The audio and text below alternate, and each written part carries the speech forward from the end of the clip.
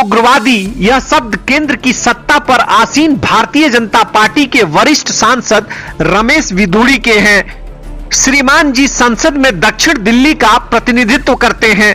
जिस तरह के सड़क छाप शब्दों का उन्होंने लोकसभा में इस्तेमाल किया और उसे सुनकर पूर्व केंद्रीय मंत्री हर्षवर्धन ने मुस्कान बिखेरी, यह दृश्य बहुत से लोगों को नागवार गुजरा।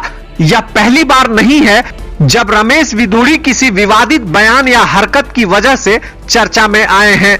वह संसद में ही एआईएमआईएम के सांसद असदुद्दीन ओवैसी से भी भिड़ चुके हैं। बात जुलाई 2014 की है। संसद में ओवैसी विधुड़ी के एक बयान का विरोध कर रहे थे। इस पर विधुड़ी ओवैसी से उलझने के लिए न सिर्फ उनकी ओर दौड़ पड़े थे, बल्कि यहां तक कह दिया था कि विपक्ष के कुछ सांसदों को पाकिस्तान भेज देना चाहिए। कुछ सदस्यों ने दोनों को पकड़ लिया था। विधुड़ी की इस बात पर जमकर हंगामा हुआ था। स्पीकर सुमित्रा महाजन को सदन की कार्यवाही स्थगित करनी पड़ी थी। हालांकि तब विधुड़ी ने माफी मांग ली थी। साल 2003 से 2014 तक दिल्ली में भाजपा के विधायक और फिर 2014 और 2019 में सांसद चुने गए विधुड़ी का विवादों से पुराना नाता रहा है। अपने बयानों को लेकर वह कई बार सुर्खियों में रहे हैं। हाल ही में संसद में उन्होंने दिल्ली के मुख्यमंत्री अरविंद केजरीवाल को दुर्योधन कह दिया था और उनके कद पर भी आपत्तिजनक टिप्पणी की थी। इससे पहले विधुड़ी तब भी चर्चा में आए थे जब स्कूल की समस्या को लेकर पहुंचे एक माता पिता से उन्होंने कह दिया था कि बच्चे पैदा क्यों किए। दिल्ली में जन्मे विधुड़ी ने बीकॉम एलएलबी की डिग्री ली है।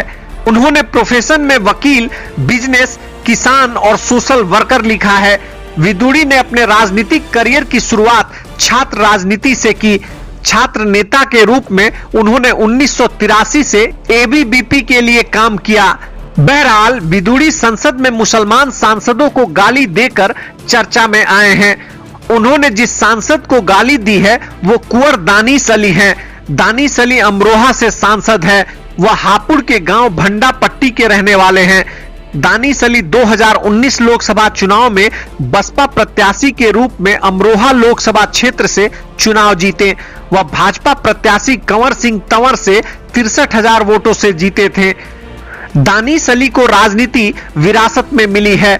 दानिश अली के दादा कुंवर महमूद अली 1957 में डासना विधानसभा क्षेत्र से विधायक बने थे। इसके बाद वह 1977 में हापुड़ लोकसभा सीट से सांसद चुने गए थे। उन्होंने जनता दल के टिकट पर चुनाव लड़ा था।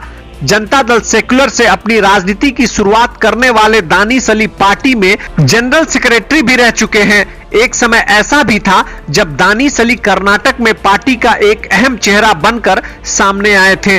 उन्होंने कर्नाटक में चुनाव के बाद कांग्रेस और जनता सेक्युलर को मिलाने में महत्वपूर्ण भूमिका निभाई थी।